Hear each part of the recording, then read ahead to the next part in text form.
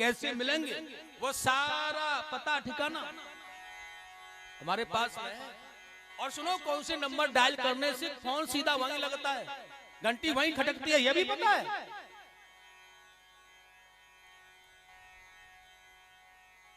ध्रुव जी ने कहा तो बाबा फिर आपसे अच्छा गुरु कहां मिलेगा, आप हमें बताओ ना कैसे मिलेंगे। अब नारद जी ने भी मन में विचार किया, इसलिए तो भेजा हूं, मेरी बात सुन कर रहा है। ध्रुव जी हाथ जोड़ के बैठ गए, अब तो आप ही हमारे गुरु जी हैं, हमें बता दो भगवान कैसे मिलेंगे, क्या करना होगा हमें। और देखिएगा आज नारद जी बड़े बहुत सुंदर, बहुत लायक, बहुत पक्का शिष्य समझ करके, ये दृढ़ विश्वास है इसके अंदर, भगवान को पाना है साहब। अपने पास बिठाल करके ना उसे बहुत सुंदर दिव्य ज्ञान दिया नारद जी ने। कैसे तेरे भगवान कहाँ, कैसे किस आधार से रहते हैं, कैसा स्वभाव है, वह सारा वृतांत, वह सारी छवि का उनके हृदय में। घुंघराले बाल, मोटे मोटे नेत्र, लंबी भुजाएं, चौड़ी छाती, कानों में कुंडल डोलायमान रहते, पीताम्बर धारण करे, मोर पंख, सुदर्शन चक्र, गदा, शंख आदि को धारण किए हुए, पद्म राग की मालाएं पहने, पद्म चिन्ह उनके चरणों में अंकित है। ऐसे महान भाव नारायण भगवान की छवि को ध्रुव जी के हृदय में बैठा। और एक बड़ा प्यारा सा मंत्र दिया, ओम नमो भगवते वासुदेव। बहुत ही सुंदर है ये। और साथियों नारद जी ने ये सब कुछ बताने के बाद में बता दिया तेरे भगवान कैसे मिलेंगे। अपने गुरुजी की आज्ञा पाकर के वही बालक ध्रुव आज चलने लगा जंगल में, और बहुत सुंदर यमुना के किनारे किनारे पर जाकर के एक मधुवन नामक उपवन में जाकर के एक बहुत सुंदर टीले पर इसने तपस्या को करना प्रारंभ कर दिया। अब देखिए 5 वर्ष का नन्हा सा बालक ध्रुव है, भगवान की आराधना में लग गया है। और जब यह भगवान की आराधना कर रहा है ना, तो पहले महीने जब इसने तपस्या को करना प्रारंभ किया है तो ऐसी कठोर तपस्या की है साहब। तिरात्रांते तिरात्रांते कपित बदरासन आत्मबुद्धिनुसारेण मासं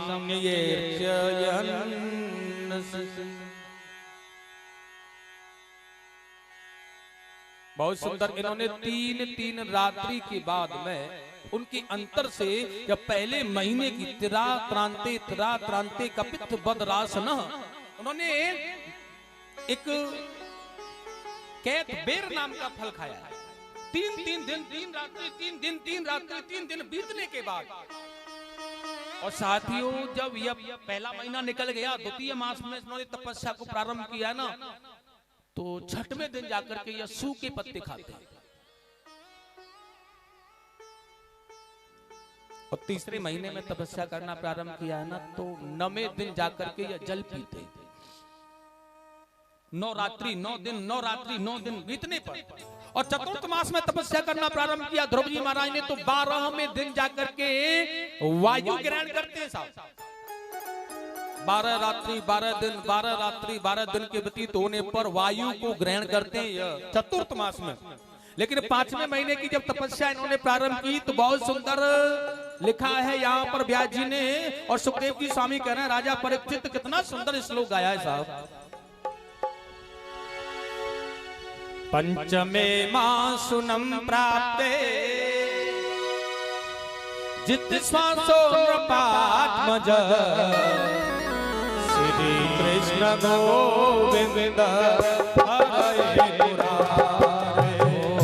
श्री कृष्ण गोविंद हरे मुरारे, हे नाथ नारायण वासुदेव।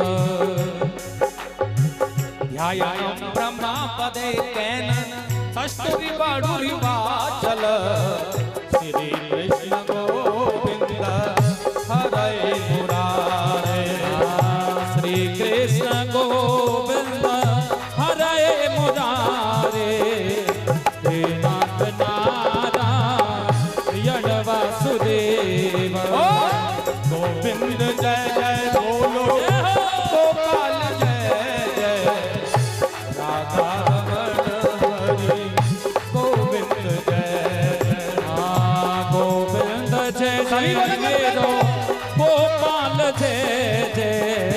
राधा रमण हरि गोविंद जय, राधा रमण हरि गोविंद जय। बहुत सुंदर। पंचमे मास नम प्राप्ति जित श्वासोन्पात्मज। 5वें महीने की तपस्या को करना ध्रुव जी ने जब प्रारंभ किया, एक पैर के अंगूठे से खड़े होकर के आज अपनी वायुमंडल को, सांसों को रोक दिया। ध्यान रखना है, परमात्मा, भक्त परेशान है तो परमात्मा भी परेशान है, भक्त प्रसन्न है तो भगवान भी प्रसन्न है। और आज इस कष्ट में, ऐसे भाव में वायु को अवरुद्ध कर दिया है। अब सांस नहीं लेते ना, सारे संसार की श्वास मंडल गति रुक गई। अब ये देवता लोग है ना, भगवान ब्रह्मा जी के पास में गए, देखो ये क्या हो रहा है, आपकी बनाई हुई सृष्टि गड़बड़ हो रही है महाराज। ब्रह्मा जी उन्हें विष्णु भगवान के पास लेकर आए, प्रभु ये सब क्या हो रहा है? इस आधार से अगर श्वास अवरुद्ध हुआ, श्वास नहीं मिला किसी को, तो सृष्टि का विनाश हो जाएगा और जीव जंतु सभी, देवता, दानव, दैत्य, पशु पंक्षी सब सर्वस्व नष्ट हो जाएंगे। भगवान ने कहा घबराओ मत भैया, मेरा एक भक्त है छोटा सा, वो भगवान मेरा तप कर रहा है, उसने श्वास नहीं ली है, इसलिए वो श्वास लेगा, सबको श्वास मिलने लगेगी। इंद्र ने कहा तो आप जल्दी से जाओ, उन्हें वरदान दे दो जो भी मांगता है। भगवान यहाँ पर देखिए आए हैं आज, लेकिन परमात्मा के आने पर भी, भगवान के आने पर भी ध्रुव ने नेत्र को नहीं खोला है। और यहां पर भगवान खड़े,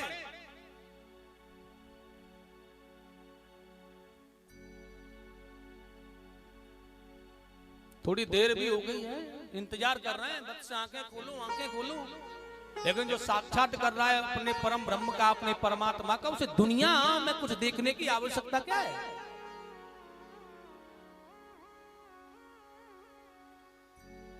लेकिन आज भगवान ने उनकी हृदय मूर्ति को विलीन किया जो हृदय में थी। और जब हृदय मूर्ति को विलीन किया ना, तो यह ध्रुव झटपट आकर के आंखें खोल देते हैं, क्योंकि जो अंदर उनके प्रभु, उनके भगवान थे, जो सदगुरु ने बताया था कि ऐसे तेरे परमात्मा, जो उनका जो चिंतन, जो हृदय में वो ध्यान कर रहे थे, वो विलीन हो गए। और जब वो विलीन हो गए ना, तो झटपट आकर के नेत्रों को जैसे ही खोला, तो जो हृदय में बैठे हुए परमात्मा भगवान थे, वो सामने खड़े हैं साहब। आहा, वही चक्र, वही सुदर्शन गदा, सुंदर कुंडल डोलायमान, पीतांबर धारण करने वाले, करुणा करुणालय भगवान वासुदेव।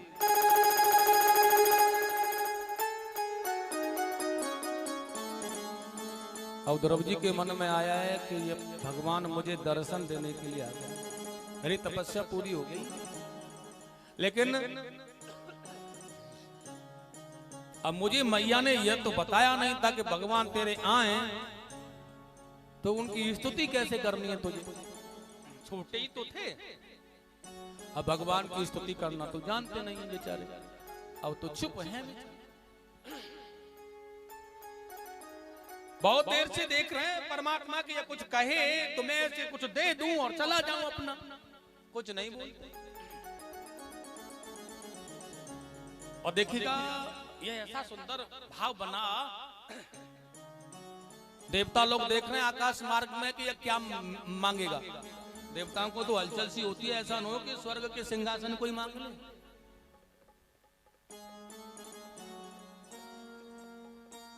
लेकिन भगवान उसे देख करके हंस रहे, वाह कैसा अनोखा वक्त मिला है भैया, कुछ मांग पाए। अभी भगवान हंस गए ना उसे देख करके, तो ध्रुव जी ने विचार किया कि ये मुझे बता रहे हैं कि जो मेरी स्तुति है ना, ऐसे होती है हंस करके। वो छोटा सा बालक ध्रुव भी हंसने लगा, वो भी हंस रहे हैं। अच्छा, देवता भी हंस रहे हैं साथ, सुखदेव महामुनि भी हंसने लगे, राजा परीक्षित को भी हंसी आ गई। आखिरकार क्यों? अच्छा, भगवान क्यों हंसे? भगवान सोच रहे हैं कि मेरे दर्शन मात्र के लिए लोग तड़पते हैं, और मैं वरदान देने के लिए आऊं तो क्या क्या नहीं मांगते, ये समय वैसे ही निकाल रहा है। और ध्रुव जी इसलिए हंसे हैं क्योंकि वो जान रहे हैं कि यही स्तुति है हंस करके। देवता इसलिए हंस रहे हैं कि अगर ध्रुव जो समय इतना तुझे मिला है ना मांगने के लिए, भगवान तेरे पास खड़े हैं ना इतना समय, अगर हमें मिल गया होता ना तो प्रमोशन की लाइन लगा देते, मांगते ही रहते, मांगते ही रहते। और सुखदेव स्वामी हंस रहे हैं, वाह परीक्षित, आज तेरे कारण मेरा जीवन धन्य हो गया, क्योंकि तुझे यह सप्तम दिवस का श्राप नहीं लगता ना तो यह कथा मैं तुझे क्यों सुना रहा होता है? आज आनंद आ गया, भगवान कैसे भक्त होते हैं। और परीक्षित तृप्त हो रहे हैं, गुरुदेव आपकी मुखार बिंद से ये श्राप मुझे जो मिला बहुत अच्छा मिला, क्योंकि आज मैं तुम्हारे मुखार बिंद से झरने वाला अमृत पान कर रहा हूँ, तो देख रहा हूँ कि परमात्मा के भक्त कैसे होते हैं। आनंद आ रहा जीवन, और यही सर्वस्व आनंद तो सर्व पर है महाराज। ऐसा जीवन में आनंद आ जाए प्रभु की कथा सुनते सुनते, तो बस है क्या संसार में।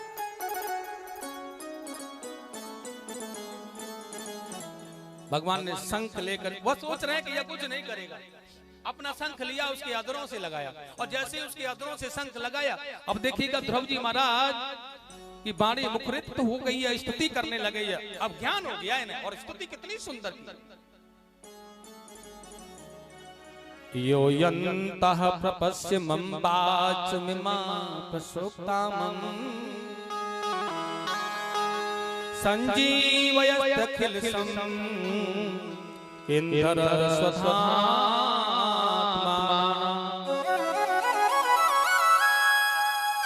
अन्यासं हस्तचरणं श्रवणतं गादीन प्राण नमो भगवते पुरुषाय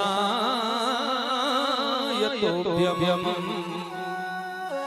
प्राण नमो भगवते पुरुषाय तुभ्यं। हे सर्वशक्तिमान प्रभु, मैं जानता हूं कि आपने मेरी सुसुप्ति वाणी को मेरे अंतःकरण में प्रविष्ट होकर के जगाया है। हे ठाकुर जी, हे भगवान, आपके द्वारा ही आंख नाक कान पैर इंद्रियां चालित होती हैं, आपके द्वारा ही चेतना जागृत होती है, आपके द्वारा ही सर्वस्व होता है संसार में, आप ही सर्वस्व कराने वाले हैं प्रभु। इसलिए मैं आपको कोटि कोटि प्रणाम कर रहा हूँ, कोटि कोटि वंदन कर रहा हूँ। अपने इस भक्त का, अपने इस दास का प्रणाम स्वीकार करें।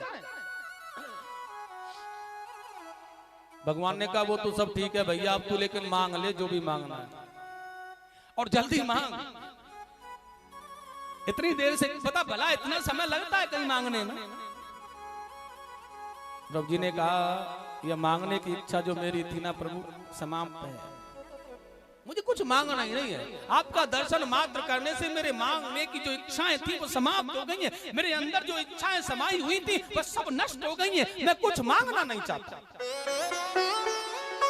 क्या बात है साहब? लेकिन भगवान फिर भी याद दिला रहा है कि तुझे कुछ मांगना था, कुछ तेरी मौसी ने कुछ डांटा फटकारा धमकाया था, अगर कुछ चाहिए तो बता दे अभी भी। ध्रुव जी ने कहा नहीं, मैं कुछ मांगना नहीं चाहता, केवल अगर मुझ पर कृपा करना चाहते हैं ना भगवान, तो आप अपनी कृपा मेरे ऊपर बरसाए रखना कि कभी भी मैं आपको भूलूं नहीं, यह मांगना है बस। और भगवान से मांगो भी तो क्या भैया, इससे ज्यादा क्या। और देखिएगा भगवान ने कहा फिर भी हम किसी का उधार नहीं रखते। देखिए कितनी सुंदर बात है। आप कहेंगे कि परमात्मा के चरणों में यज्ञ करने में कुछ धन खर्च हो जाए, भागवत की कथा में कुछ पैसा कुछ धन खर्च हो जाए, या किसी को दान देने में कुछ खर्च हो जाता है, लेकिन भगवान कहते हैं हमें जो देता है हम उसे उधार नहीं रखते। और ऐसे उधार रखते चले जाएं तो कितना कर्जा हो जाएगा सर पर। अनेक भक्त कितने लोग भगवान को पुकारते, कितने तपस्या करते, कितना तप करते, कितना दान देते, कितना तर्पण यज्ञ आदियों को कराते हैं, अगर वो सबका रखने ही लग जाए तो कितना बोझा लद जाएगा, कितना कर्जा हो जाएगा। भगवान कहते हैं इसलिए उतारते जाते साथ ही साथ में। इसलिए कहते हैं तू एक पग मेरे लिए बढ़ के देख, 100 पग दौड़ के आता हूं तेरे लिए मैं। तू कुछ दान करके देख तो सही, तेरे खजाने को न भर दूं तो कहना तुझे दिखे न दिखे इसमें मुझे कोई फर्क नहीं पड़ता, लेकिन मैं अवश्य तुझे सुख, तुझे प्रसन्नता प्राप्त कराने की कोशिश में लगा रहता हूं। तू मेरे लिए कुछ करके तो देख। कभी नहीं रखते हमारा, एक दिया है तो 100 मिलता है, 1000 मिलता है, लेकिन श्रद्धा होनी चाहिए उसमें देने में। उस देने में अपनी अहमता, अपना क्रोध, अपना अहंकार नहीं होना चाहिए। तो वह 100 गुना 1000 गुना बढ़ा करके लौटा देता साहब, नहीं रखता वो। ऐसा दयालु, ऐसा कृपालु परमात्मा कहाँ मिलेगा?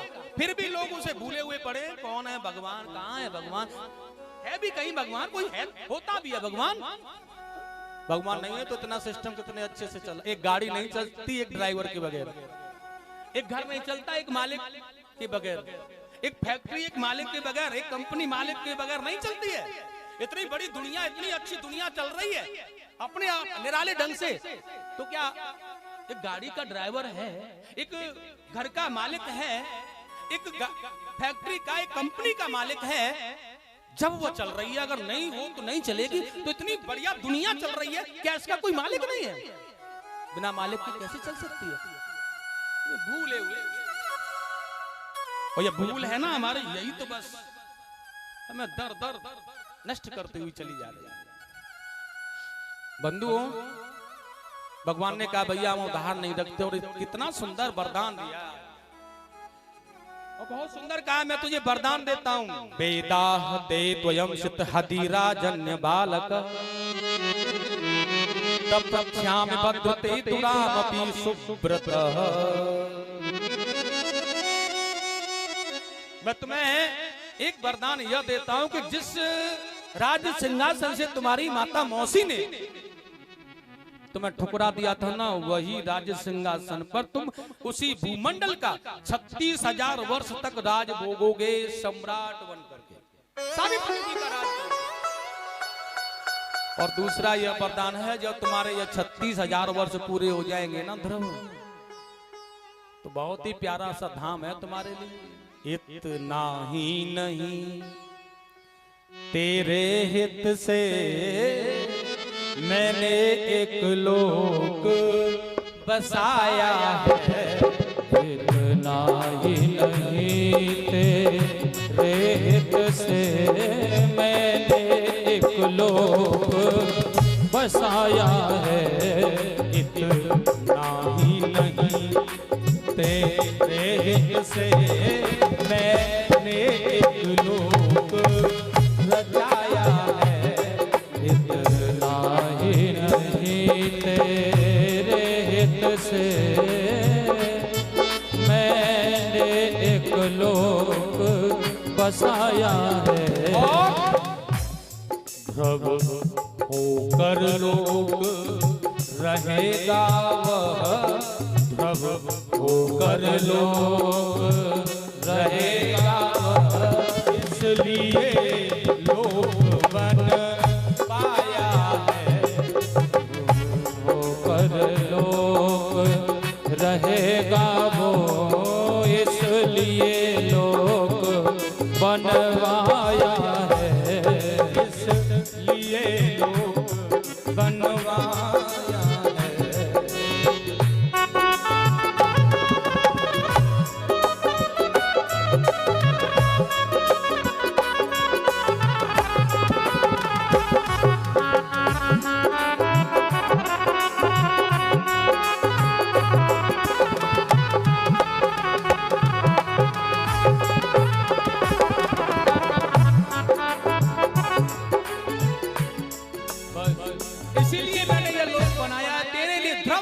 गोलोक धाम के नीचे एक बहुत प्यारा आनंदमय लोक है, ध्रुव लोक महाराज। भगवान कह रहे हैं कि उसी लोक में तू जाएगा, वहीं निवास करेगा। बहुत सुंदर, जैसे तारागण चमकते इसी प्रकार से वह ध्रुव तारा भी चमकता है, ध्रुव लोक। भगवान ने तो वरदान दिया, एकदम से चले। अब ज्यादा माया के बंधन में या ज्यादा संसार में परमात्मा मोह के बंधन में तो रह ही नहीं सकते ना, कितना भी बड़ा दुलार हो या कुछ भी हो, निकल गए। अच्छा श्री जी है ना हमारी माता जी, माँ को मोह ममता बहुत ज्यादा होती है, लेकिन पिता को थोड़ा कम होता है। एक बार की बात है, सूरदास जी प्रतिदिन मंदिर में जाते थे भगवान का दर्शन करने। और बंधुओं, ये गोसाई जी जो थे ना, वो बहुत अच्छा श्रृंगार, बहुत सुंदर धूप नैवेद्य सुगंध दिव्य लगाते थे उनको। और सूरदास जी दर्शन करते हैं भगवान का, आ जाते। और जैसे सूरदास जी मंदिर से दर्शन करके आते हैं अपनी कुटिया में, और गोसाई जी भोग लगाने के बाद में पट बंद करने के बाद जैसे जाते हैं ना, तुरंत वही भगवान वहां से चले आते हैं अपने विग्रह से। और सुनो, आकर के जहां सूरदास जी तान पूरा लेकर के भगवान के भजन गाते हैं ना, वहीं आकर के बैठ जाते हैं उनके सामने साथ, और बड़े प्यार से सुनते हैं वो भजन, बड़ा आनंद आता है उन्हें। लेकिन एक दिन की बात है, जैसे ही भगवान जाने लगे ना, तो श्री जी ने, राधा जी ने ना उनका हाथ पकड़ लिया। कहां जा रहे हैं आप? भगवान ने कहा नहीं, यूं ही बस आ रहा हूं, मैं अभी आता हूं। राधा जी ने कहा बताओ कहां जा रहे हो, तब तक छोड़ूंगी नहीं। भगवान ने कहा मैं सूरदास जी के पास में जा रहा हूं, बस अभी आया, मुझे तुम छोड़ दो। लेकिन राधा जी ने कहा अगर